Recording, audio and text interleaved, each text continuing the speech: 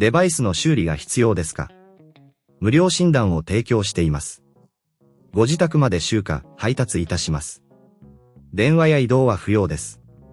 修理前にお見積もりをお送りし、承認いただいた場合のみ作業を進めます。簡単、透明、そしてプロフェッショナル。リンクは説明欄にあります。まず最初に、HP スペクター360を作業台に置きます。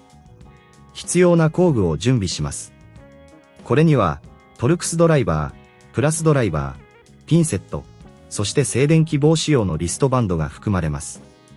次に、ノートパソコンの底面にあるトルクススクリューを外します。すべてのスクリューを取り外したら、ケースを慎重に開けます。この時、内部の部品を傷つけないように注意してください。バックスラッシュN内部を清掃することも重要です。ホコリや汚れがバッテリーや他の部品に影響を与える可能性がありますので、エアダスターを使用して清掃します。バックスラッシュ N 時に古いバッテリーを取り外します。バッテリーは通常、接着剤で固定されているため、慎重に外す必要があります。もしこれが難しいと思われる場合は、ご自宅での集荷と配達サービスを提供していることを覚えておいてください。バックスラッシュ N 新しいバッテリーを取り付ける前に、接続端子が正しいか確認してください。新しいバッテリーを所定の位置にセットし、しっかりと固定します。その後、トルクススクリューを使ってケースを元に戻します。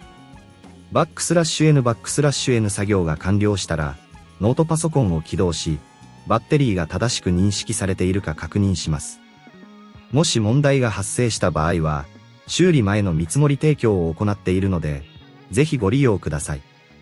バックスラッシュ N 最後に、作業後は、使用した工具を整理し、作業領域を清掃します。